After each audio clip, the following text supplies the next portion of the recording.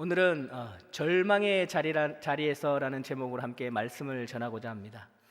여러분, 우리가 삶을 살아가다 보면 가끔씩 우리가 하늘이 내려앉고 땅이 꺼질 듯한 그런 놀라운 일들을 우리가 만날 때가 참 많은 것 같습니다. 여러분, 무엇이 그렇습니까?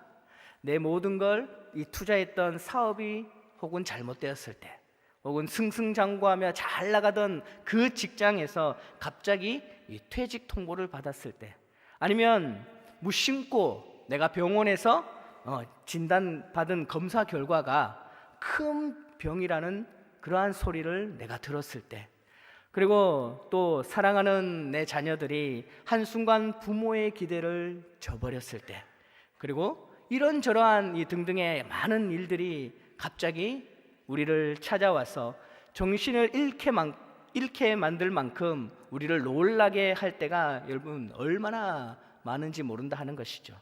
여러분, 이것은 하나님을 믿는 우리에게도 결코 예외일 수가 없다라는 것입니다. 우리가 믿음 생활하다가 원치 않게 이런 안타까운 상황을 만나서 그 상황을 도무지 해결할 방법이 없어서 그 어려운 가운데, 그리고 그 아픔과 그 고통 가운데 지내는 그러한 경험들을 할 때가 여러분 얼마나 많이 있습니까? 하지만 여러분, 이런 이 벼랑 끝, 이 절망의 끝과 같은 그러한 절박한 상황을 내가 만난다 하더라도 하나님을 신앙하는 우리에게는 얼마든지 이 두려움과 절망을 넘어서 이 희망의 길로, 회복의 길로 다시 나아가는 길이 있다라는 사실을 여러분 믿을 수 있기를 간절히 바랍니다. 오늘 본문은 그러한 이 절망의 소식으로부터 시작을 하게 되죠.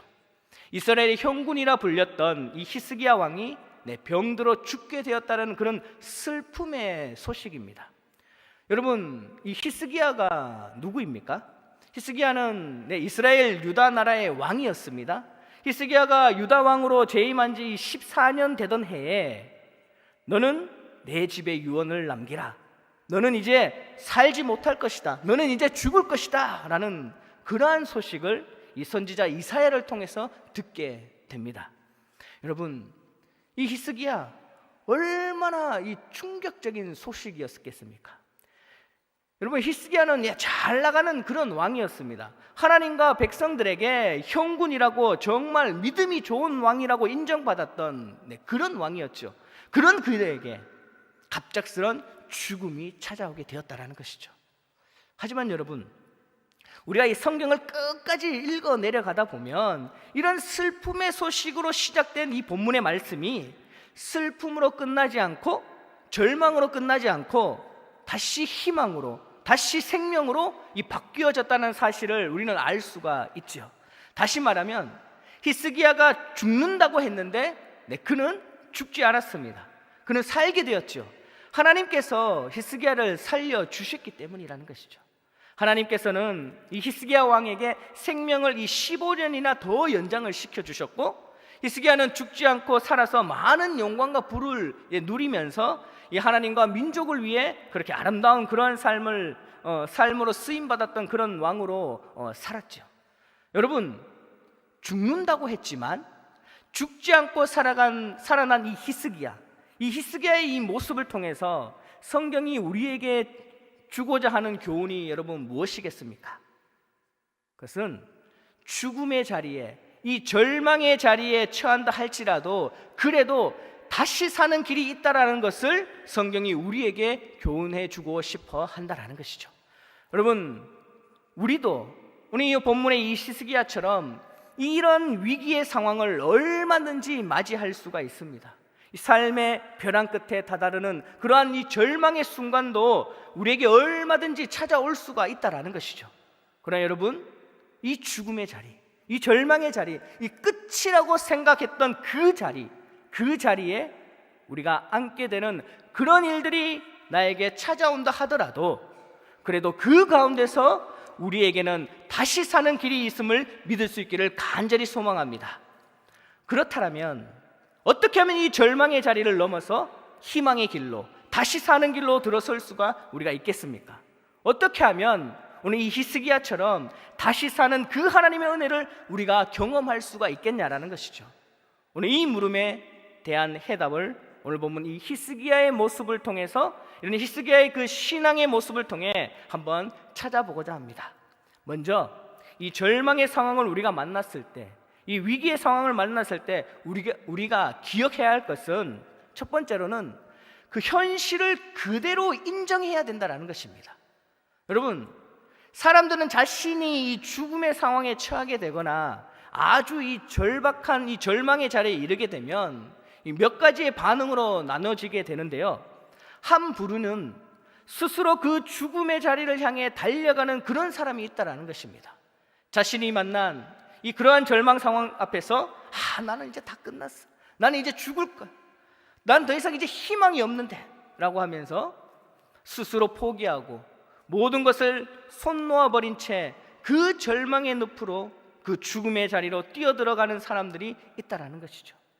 그리고 또한 이런 죽음과 같은 절망의 상황을 만나면 어떤 사람들은 마음속에 이 분노를 가지는 사람들이 또 있다는 것입니다.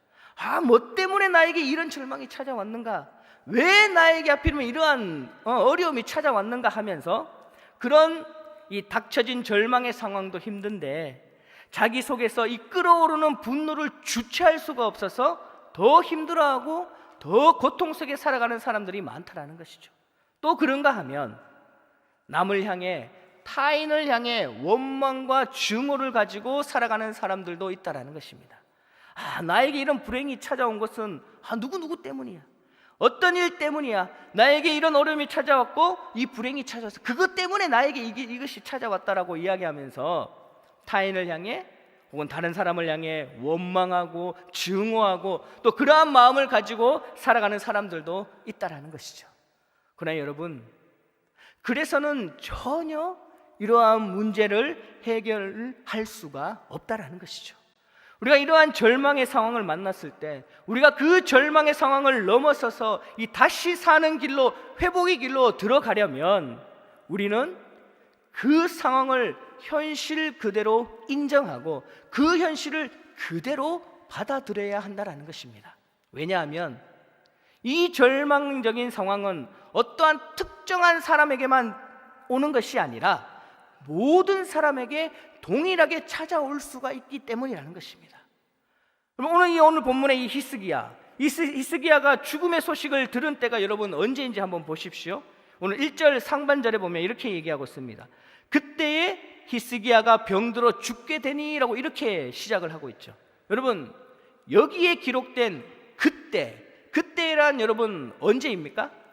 히스기야 왕이 아수르의 침략으로부터, 아수르와의 이 전쟁으로부터 승리한 이후를 말하는 상황입니다. 여러분, 히스기야는 이스라엘을 집권한 지 14년 되던 해에 아수르의 침공을 받게 되죠. 이 아수르 왕 이 사네립이 거대한 이 군사를 이끌고 히스기야를 침공하려고 찾아옵니다. 그러면서 대군을 거느리고 와서 히스기야 왕을 협박하고 유다 백성들을 협박하게 되는 것이죠. 그런데 이 아수르에 비하면 이 유다 나라는 너무나도 군사적으로도 미약한 그러한 나라였습니다. 싸울 힘이 없었기 때문에 그냥 꼼짝없이 이 아수르에게 당할 수밖에 없는, 나라를 빼앗길 수밖에 없는 그런 상황에 있었다는 것이죠. 그런 상황에서 히스기야가 하나님 앞에 나아가 기도합니다. 하나님, 지금 이 상황을 한번 보십시오. 아수르가 지금 우리를 쳐들어왔는데 지금 우리는 맞서 싸울 힘이 없습니다. 하나님, 우리를 도와주십시오. 이 문제를 하나님께서 해결해 주십시오라고 이렇게 히스기야가 기도를 하죠. 그렇게 히스기야가 기도했더니 하나님께서 그 히스기야의 기도를 들으시고는 은혜를 베푸셔서 이 아수르의 군대를 물리쳐 주시죠. 오늘 우리가 읽은 이 본문 바로 앞장, 이 37장 36절에 보면 이렇게 기록합니다. 여호와의 사자가 나가서 아수르 진영에서 18만 5천인을 쳤으므로 아침에 일찍이 일어나 본즉 시체뿐이라. 여러분, 유다는 싸움 한번 하지 아니하고 그 강대국 아수르를 이겼다라는 것이죠. 하나님께서 이 아수르 군대를 처치해 주셨다라는 것입니다. 그래서 히스기야는 이러한 하나님께서 베풀어 주신 기적과 같은 그런 경험을 하게 되었다는 것이죠. 이처럼 히스기야는 하나님으로부터 이 아주 특별한 은혜를 입게 되었습니다. 이 일이 있고 난 후에 오늘 본문 이 38장 1절의 말씀이 시작되고 있다는 것이죠. 다시 말해서 오늘 1절의 그때에란 말은 하나님의 은혜를 체험했을 그때에, 하나님의 이 기적을 경험했을 그때에, 이 승리를 맛보았을 그때란 이야기라는 것이죠. 또 다른 말로 바꿔보면 이렇습니다. 잘 나가고 있던 그때라는 것이죠. 그때에 히스기야에게 이 절망의 상황이 찾아왔다라는 것이죠. 이처럼 이 한 나라의 최고의 통치권자인 왕에게도 이런 절망적인 상황이 찾아올 수가 있다라는 것입니다. 여러분, 오늘 이 사건을 통해 성경이 우리에게 주고자 하는 메시지가 무엇이겠습니까? 이 절망의 상황은 언제라도 누구에게라도 찾아올 수가 있다는 것이죠. 은혜 받은 사람에게도 찾아올 수 있고요, 하나님께서 베풀어 주신 그 기적을 이 경험한 후에도 찾아올 수 있고, 승리를 경험한 그 이후에도 찾아올 수가 있다는 것입니다. 그러므로 우리가 이 절망의 상황을 맞이할 때 여러분, 우리는 어떻게 해야 할까요? 그 상황을 보면서 우리가 애써 외면하지도 말고, 스스로 포기하고 절망의 자리에 뛰어들지도 말고, 마음속에 이 미움과 이 분노를 가지는 것이 아니라 누구에게나 찾아올 수 있는 이 절망의 상황이 그저 나에게도 찾아왔구나, 그렇게 우리가 겸손하게 인정하고 생각하면서 그 현실을 우리는 그대로 받아들여야 된다는 것입니다. 여러분, 우리가 그 문제를 외면한다고 해서 여러분 거기에 사는 길이 열리는 것이 아닙니다. 마음의 이 미움과 증오와 이 분노를 우리가 품고 가진다고 해서, 살아간다고 해서 거기에 사는 길이 열려지는 것이 아닙니다. 우리가 그 문제, 그 절망의 상황을 그대로 인정하고 우리가 받아들일 때 사는 길이 열리게 될 줄 믿습니다. 두 번째로, 이 다시 사는 길로 나아가기 위해서는 우리가 현실을 그대로 인정하는 데서 그치는 것이 아니라 바로 하나님을 찾아야 된다는 것이죠. 우리가 하나님을 찾을 때 우리에게 다시 사는 길이 열려지게 된다는 것이죠. 오늘 히스기야를 보십시오. 히스기야는 자신의 이 죽음의 소식을 들었을 때 절망하지도 않았고, 포기하지도 않았고, 주저앉지도 않았습니다. 그리고 외면하지도 않았습니다. 히스기야는 이 절망적인 상황을 만났을 때 히스기야는 눈을 들어 하나님을 찾았다라는 것입니다. 오늘 본문 2절 말씀입니다. 2절 말씀에 이렇게 이야기합니다. 히스기야가 얼굴을 벽으로 향하고 여호와께 기도하여라고 이렇게 말씀하고 있죠. 여러분, 히스기야가 얼굴을 벽으로 향했다라는 이 말은 히스기야가 하나님을 찾았다라는 말입니다.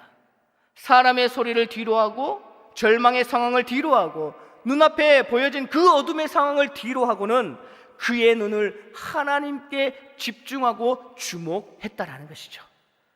너는 못 산다. 이제 너는 죽을 것이다. 그러니 이제 자식들에게 이제 유언을 남기고 너는 죽음을 준비해라 라는 이 소식을 들었을 때 이 히스기야가 이제 내 인생은 끝난 것이구나, 내가 더 이상 살 수가 없구나, 그리고 유언을 남기다거나 참모들을 불러 모아 이 장례 절차를 의논한 것이 아니라 히스기야는 모든 상황을 다 뒤로 하고 그는 하나님을 주목하고 하나님을 찾았다라는 것입니다.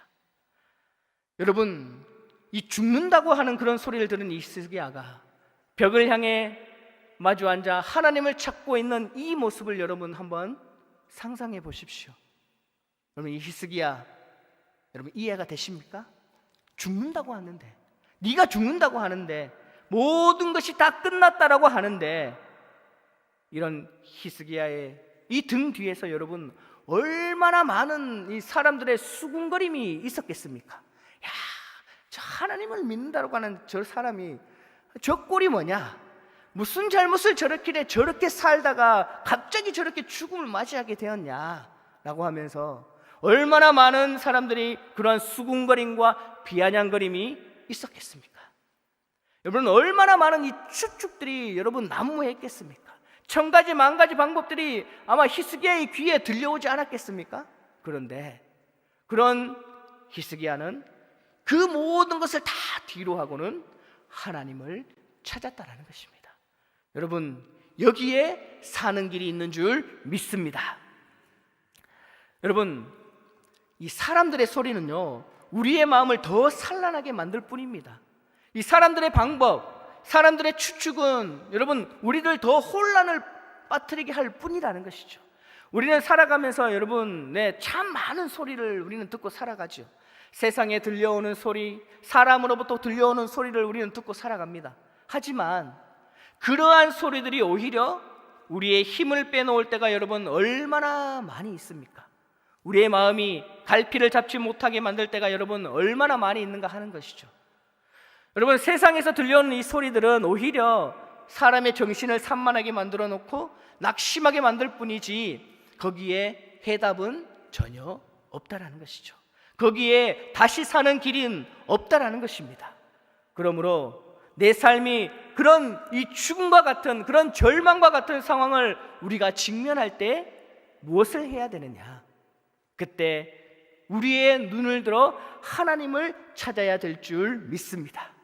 어떠한 절망의 상황에서도 내가 두려워하지 아니하고 우리가 하나님을 찾으면 그 가운데 다시 사는 길이 열릴 줄 믿습니다. 사방이 가로막혀서 소망이 없어 보일 때도 위에 계신 그 하나님을 바라보고 내가 하나님을 찾으면 거기에 다시 사는 길이 열릴 것입니다. 그래서 우리의 신앙의 선배인 다윗이 여러분 이렇게 고백합니다. 시편 42편 5절 말씀입니다. 내 영혼아, 내가 어찌하여 낙심하며 어찌하여 내 속에서 불안해하는가? 너는 하나님께 소망을 두라. 그가 나타나 도우심으로 말미암아 내가 여전히 찬송하리로다. 여러분, 무슨 말입니까? 낙심하지 말라는 것이죠. 절망하지도 말고 두려워하지도 말라는 것입니다. 불안해하지도 말라는 것이죠. 그러면 어떻게 하라는 말입니까? 바로 하나님께 소망을 두라는 말씀이죠. 다시 말해서 하나님께 이 절망의 상황들을, 하나님께서는 이 절망의 상황을 어떻게 해결해 나가실까? 하나님께서는 이 상황들을 통해 어떠한 선한 역사를 만들어 가실까라고 하는 그런 하나님을 향한 소망, 하나님을 향한 그 기대를 가지고 하나님을 찾고 구하는 그런 삶을 살 때에 우리에게 다시 사는 길이 열릴 것입니다. 하나님을 찾는 길이 사는 길이요, 하나님을 찾는 것이 삶의 해답이며 하나님을 찾는 것이 우리의 능력이 될 줄 믿습니다. 여러분, 히스기야가 이 모든 사람의 소리를 뒤로하고 이 죽는다는 절망의 상황도 뒤로하고 벽을 마주하고 하나님을 찾아 다시 사는 그 은혜를 입었던 것처럼 우리 역시도 그 어떠한 절망의 자리에 앉게 된다 할지라도 그것을 보고 포기하고 내가 절망하는 것이 아니라 그때 눈을 들어 하나님께 소망을 두고 하나님을 찾는 자리들이 되어서 히스기야 왕이 그 누렸던 그 다시 사는 그 은혜를 우리의 삶 속에서도 동일하게 경험하는 그런 믿음의 주인공이 다 될 수 있기를 주님의 이름으로 축복합니다. 마지막으로 우리가 어떻게 하면 이 절망의 자리에서 다시 사는 길로, 다시 회복하는 길로 갈 수 있겠습니까? 바로 그것은 하나님 앞에 우리의 눈물을 쏟아놓는 그런 기도가 있어야 된다는 것이죠. 여러분, 히스기야가 하나님을 찾았을 때 여러분 어떻게 찾았습니까? 눈물로 찾았다라고 성경은 그렇게 기록하고 있습니다. 심히 통곡하며 울며 하나님을 찾았다라는 것이죠. 본문 3절 하반절에 이렇게 기록하고 있죠. 히스기야가 심히 통곡하니. 여러분, 히스기야가 심히 통곡했는데 여러분 누구를 향해 통곡했다고요? 히스기야는 세상을 향해 울지 않고 하나님을 향해 울었다라는 것입니다. 히스기야는 상황을 보고 탄식하지 아니하고 하나님을 향해 울며 기도했다라는 것이죠. 그렇게 했더니 그 결과가 어떻게 되었습니까? 여러분, 다시 사는 은혜, 죽음을 이기는 그런 기적을 경험하게 되었다라는 것입니다. 오늘 본문 5절 6절에 이렇게 기록합니다. 5절 6절 말씀입니다. 너는 가서 히스기야에게 이르기를 내 조상 다윗의 하나님 여호와께서 이같이 말씀하시기를 내가 내 기도를 들었고 내 눈물을 보았노라. 내가 내 수완에 15년을 더하고 너와 이 성을 아수르 왕의 손에서 건져내겠고 내가 또 이 성을 보호하리라. 사랑하는 성도 여러분, 하나님을 향한 그 히스기야의 그 눈물의 기도, 그 통곡의 기도를 여러분 하나님께서 보셨다라는 것이죠. 그리고 하나님께서 그 기도에 응답하셨다라는 것입니다. 여러분, 우리도 마찬가지입니다. 우리가 세상에 의지할 것 없고 세상에 취할 방법이 없어 하나님 앞에 눈물을 쏟아 놓을 때 하나님께서는 우리의 그 눈물을 지켜봐 주실 것입니다. 그래서 우리의 이 믿음의 선배들 역시 이 환난과 그 역경의 시간 속에서도 하나님 앞에 눈물로 기도한 사실을 여러분 우리 성경 곳곳에 여러분 얼마나 우리가 많이 발견할 수 있습니까? 그리고 그 눈물의 기도에는 반드시 하나님의 그 응답을 불러오는 그런 능력이 되었다라 것이죠. 여러분, 다윗 시편 6편 6절에 이렇게 말씀합니다. 내가 탄식함으로 피곤하여 밤마다 눈물로 내 침상을 띄우며 내 혀를 적시나이다. 여러분, 이 믿음의 영웅 이 다윗도 하나님 앞에 눈물로 기도했다라고 여러분 우리에게 가르쳐주고 있지 않습니까? 하나님은 그 다윗의 눈물을 보시고는 이스라엘의 명장으로 하나님께서 만들어 주시지 않으셨습니까?